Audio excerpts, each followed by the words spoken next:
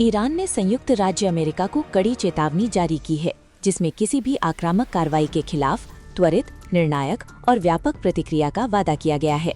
ये धमकी अमेरिकी राष्ट्रपति डोनाल्ड ट्रंप की तीखी टिप्पणियों के बाद आई है, ठीक उसी समय जब गिरती मुद्रा और बढ़ती जीवन लागत को लेकर पूरे ईरान में विरोध प्रदर्शन तेज हो गए हैं।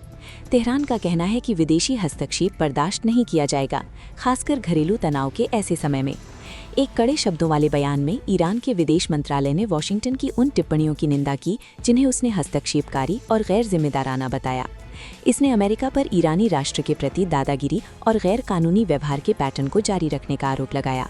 अधिकारियों ने कहा कि इस तरह की टिप्पणियां संयुक्त राष्ट्र चार्टर और अंतर्राष्ट्रीय कानून, विशेष रूप से राष्ट्रीय संप्रभुता के सिद्धांतों का उल्लंघन करती हैं।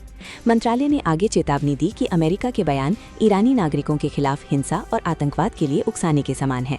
इसने ईरानी लोगों की चिंता के अमेरिकी दावों को पाखंडी बताते हुए खारिज कर दिया और दशकों के प्रतिबंधों, दबाव अभियानों और गुप्त कार्रवाइयों की ओर इशारा किया। तेहरान का कहना है कि केवल ईरानी ही तय करेंगे कि उनके आंतरिक मुद्दों को कैसे हल किया जाए। ये चेतावनी ट्रंप के एक सोशल मीडिया पोस्ट के बाद आई है, जिसमें दावा किया गया था कि संयुक्त राज्य अमेरिका सैन्य कार्रवाई के लिए तैयार है। उन्होंने रियाल के तेजी से गिरने से उपजे विरोध प्रदर्शनों से निपटने के ईरान के तरीके का हवाला दिया। तेहरान का कहना है कि इस तरह के बयान अशांति का फायदा उठाने और एक अस्थिर क्षण में तनाव को भड़काने के लिए तैयार किए गए हैं। ईरान के अंदर अशांति बढ़ती जा रही है। जीवन यापन की लागत को लेकर विरोध प्रदर्शन 5वें दिन में प्रवेश कर चुके हैं। सुरक्षा बलों के साथ झड़पों में कम से कम 7 लोगों के मारे जाने की खबरें हैं। ऑनलाइन प्रसारित वीडियो में जलते हुए वाहन, सड़कों पर टकराव और सर्वोच्च नेता अली खामेनेई के खिलाफ नारेबाजी दिखाई दे रही है, जिसमें कुछ प्रदर्शनकारी राजशाही की वापसी की मांग कर रहे हैं। अधिकारियों ने आधिकारिक तौर पर कड़ाके की ठंड के दौरान ऊर्जा की कमी का हवाला देते हुए देश भर में स्कूलों, विश्वविद्यालयों और सार्वजनिक कार्यालयों को बंद कर दिया। हालांकि कई ईरानी इन बंदिशों को प्रदर्शनों को सीमित करने के उद्देश्य से उठाए गए सुरक्षा कदम के रूप में देखते हैं। विरोध प्रदर्शन तेहरान में दुकानदारों के साथ शुरू हुए और अन्य शहरों में छात्रों के शामिल होने के साथ तेजी से फैल गए।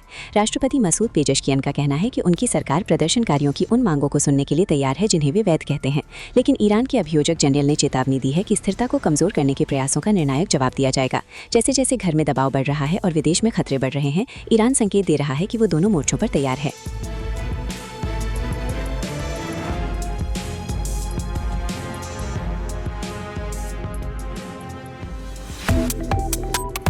Subscribe to One India and never miss an update. Download the One India app now.